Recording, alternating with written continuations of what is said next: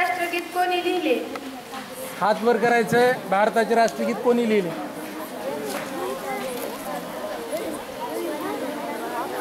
एकाला उठवा कुणाला तर. 8वी साठी कुणाला तरी उठवा एक जण. बरोबर. टाळ्या वाजवायचे. थांब तिथं जागेवर. बक्षिसासाठी बोलवलं जाणार आहे. नेक्स्ट क्वेश्चन घ्या पुढील.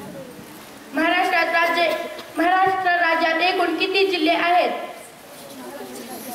महाराष्ट्र राज्यातील जिल्ह्याची संख्या हात वर करा. इतर दे, समोर दे.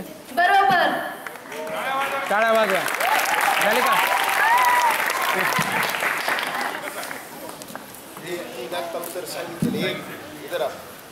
आणखी एक प्रश्न घेऊनच बोलो. एका वर्षामध्ये किती दिवस असतात? चला, सर्वात सोपा प्रश्न आहे. हात वर करा सगळेजण. 10वी साठी फक्त 10वी. एकाला उठवा कुणाला तरी. 12 महिने. दिवस विचारत आहे. दिवस.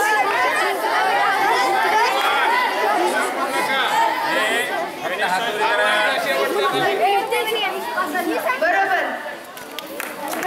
आधी प्रश्न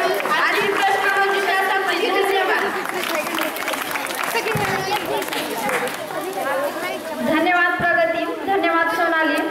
इंग्रजी शब्द. आपल्याला इंग्रजी येणे खूप गरजेचे असते, म्हणून आजचे इंग्रजी शब्द घेऊन येत आहे शीतल नलगिरे व स्नेहा नायने. लक्ष सर्वांचं.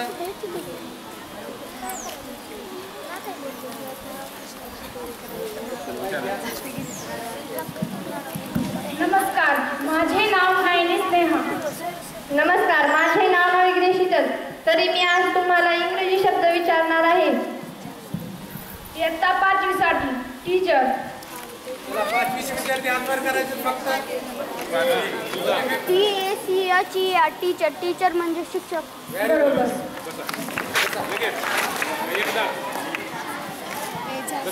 6वी साठी स्नेल. स्नेल.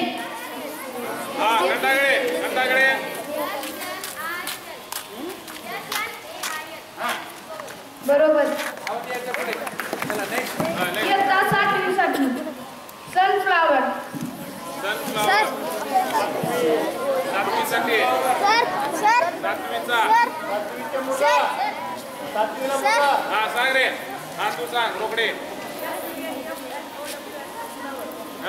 बरोबर. बरोबर. या पुढे. 8वी साठी गेस्ट. गेस्ट.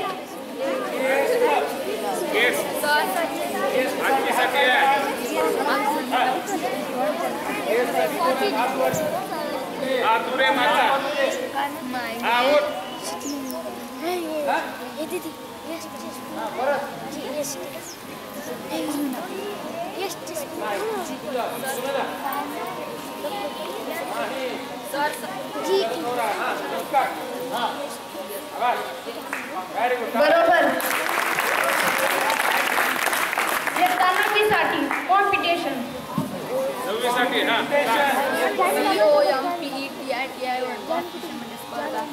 बरोबर. इयत्ता 10वी साठी एक्झामिनेशन. एक्झामिनेशन. 10वी साठी श्रेया.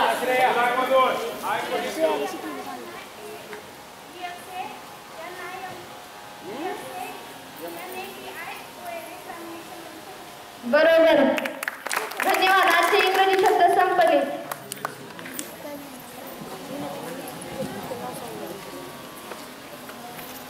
गणितीय सूत्र. आपल्याला गणित सोडवण्यासाठी सूत्राची गरज असते, तर आजचे गणितीय सूत्र घेऊन येत आहे प्रतीक्षा बेल्लाळे, प्रियंका बेल्लाळे.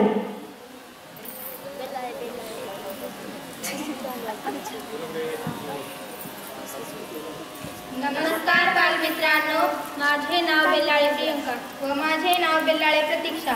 आम्ही आज गणितीय सूत्र सांगणार आहोत. जीवाला जीव देतो तोच खरा मित्र. जीवाला जीव देतो तोच खरा मित्र.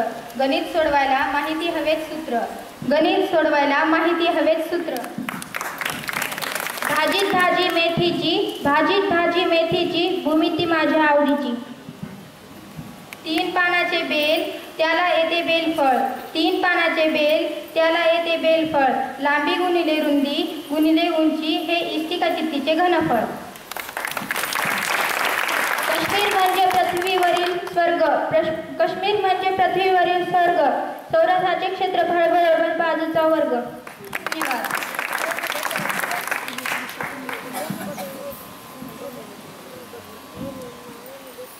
धन्यवाद प्रतीक्षा, धन्यवाद प्रियंका.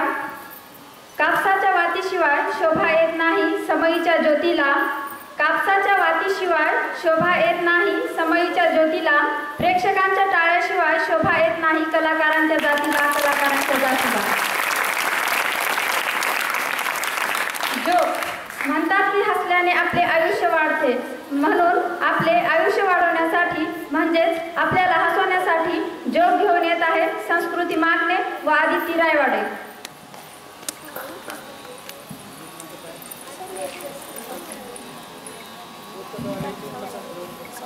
नमस्कार, माझे नाव मागणे संस्कृती. माझे नाव रायवाडे आहे. आम्ही आज जोक सांगणार आहोत. शिक्षक, बंड्या तू नेहमी शाळेत टोपी का घालून येतोस? बंड्या, कारण कोणाला कळायला नको की माझ्या डोक्यात काय चालू आहे. शिक्षकांनी बंड्याला टोपी काढून मारली. सासू, तुला स्वयंपाक करता येत नाही? नाही. मग हे लग्नाआधी का नाही सांगितलं? कारण सरप्राईज द्यायचं होतं.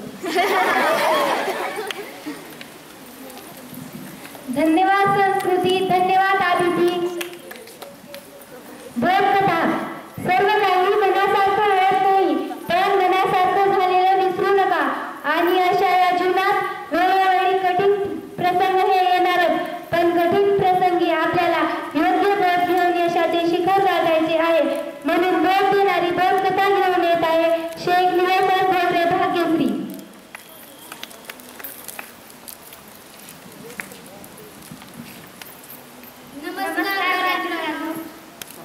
माझे नाव घोगरे भाग्यश्री व माझे नाव शेख निलोफर. आम्ही आज बोधकथा म्हणणार आहोत. बोधकथेचे नाव देवाची कृपा.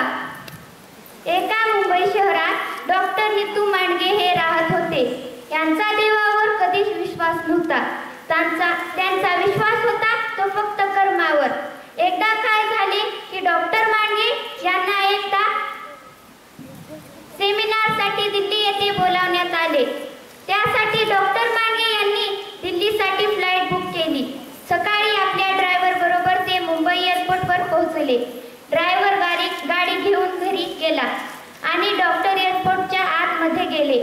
फ्लाईटमध्ये बसले, पण नियतीच्या मनात काहीतरी वेगळाच खेळ होता. अचानक आकाशातील हवामान चेंज झाले आणि ती फ्लाईट रद्द झाली. डॉक्टर नीतू मांडगे एअरपोर्टच्या बाहेर आले.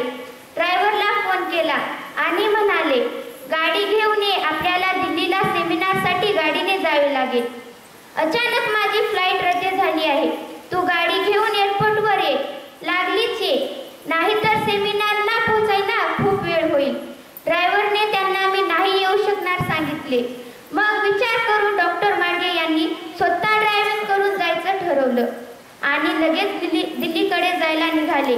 4.5 तास तो ड्रायव्हिंग करत होते. हळूहळू अंधार पडू लागला. त्या अंधारात डॉक्टर रस्ता चुकले. वाट दिसेल त्या दिशेने गाडी चालू लागली. जोरदार पावसामुळे पुढचे काहीच दिसत नव्हते. अशात गाडी चालवणे म्हणजे खूप धोक्याचे काम आहे असा विचार करीत मग त्यांनी ठरवलं, एकदा घर दिसेल तिकडे गाडी थांबवायची.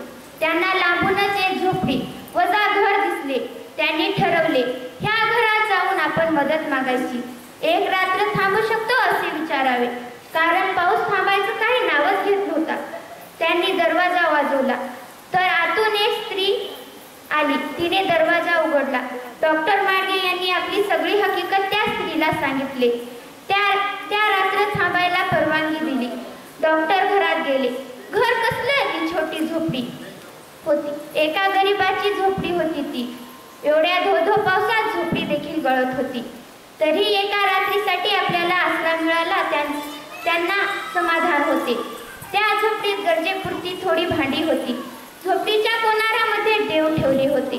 ती स्त्री आपल्या पाळण्यामधील बाळाला एका हाताने झोका देत तर दुसऱ्या हाताने देवाला दिवा लावत होते आणि तोंडाने देवाची प्रार्थना करीत. डॉक्टर हे सर्व पाहत होते. डॉक्टर त्या स्त्रीला म्हणाले, ताई, तुमचा देवावर विश्वास आहे का? तेव्हा ती स्त्री म्हणाली, हो साहेब, माझा देवावर खूप विश्वास आहे. यावर डॉक्टर म्हणाले, तुमचा देवावर एवढा विश्वास कसा काय आहे? त्या स्त्रीच्या डोळ्यात पाणी आले आणि डॉक्टरांना म्हणाली, साहेब, हा पाळण्यात झोपलेला आहे ना, ते माझं बाळ आहे. याला हृदयाचा आजार आहे. आम्ही खूप डॉक्टर केले, खूप लांब लांब घेऊन फिरलो. एक दवाखाना असा नाही की जिथे आम्ही आमच्या बाळाला घेऊन गेलो नाही. जे काही आमच्याकडे थोडंफार होतं ते सगळं विकून आम्ही आमच्या बाळाला खर्च केला, पण काहीच फरक पडला नाही. एक चांगले डॉक्टर भेटले. त्यांनी आम्हाला एक सल्ला दिला. त्या डॉक्टरांनी आम्हाला सांगितलं की तुमच्या बाळाला आता बरं फक्त एकच डॉक्टर करू शकतात, परंतु ते मुंबईला आहेत. ते मुंबईचे प्रख्यात डॉक्टर नीतू मांडके आहेत आणि हेच तुमच्या बाळाला बरं करू शकतात. पण मुंबईला जाण्यासाठी आमच्याकडे पैसे नाहीत आणि खर्च करण्यासाठी देखील आमच्याकडे आता काहीच शिल्लक राहिलं नाही. परंतु हा देव्हाऱ्यातला देव आहे, त्याच्यावर माझा खूप विश्वास आहे. एक ना एक दिवस तो आम्हाला त्या डॉक्टरपर्यंत घेऊन जाईल, हे मला माहीत आहे. हे ऐकताच डॉक्टर नीतू मांडके यांच्या पायाखालची जमीन सरकली. डोळ्यात व्यंकन पाणी आले. डॉक्टर त्या देव्हाऱ्यातल्या देवाकडे बघतच राहिले. ते त्यांच्यासोबत दिवसभर जे काही घडले होते ते आठवू लागले. आपण स्वतः एवढ्या लांब ड्रायव्हिंग करून कसे आलो? अचानक विजा कडकडू लागल्या. जोरदार पाऊस आला. आपण रस्ता कसा काय चुकू शकतो? आणि नेमकी या झोपडीत कसे आलो आहोत? हा सर्व ईश्वराचाच खेळ होता. पाऊस फक्त निमित्त मात्र बंद. हे सगळं आठवून डॉक्टर स्तब्ध झाले. थोड्या वेळाने भानावर येऊन त्या स्त्रीला सांगितले, ताई, मीच तो डॉक्टर नीतू मांडके आहे, जो तुमच्या मुलाला बरं करू शकत. ताई, तुम्ही ज्या देवाची पूजा करतात ना, त्यानेच मला आज इथे आणले आहे. हे ऐकून ती आई घळाघळा रडू लागले. तिला तिच्या बाळाची जगण्याची एक नवी उमेद दिसू लागली, कारण तिच्या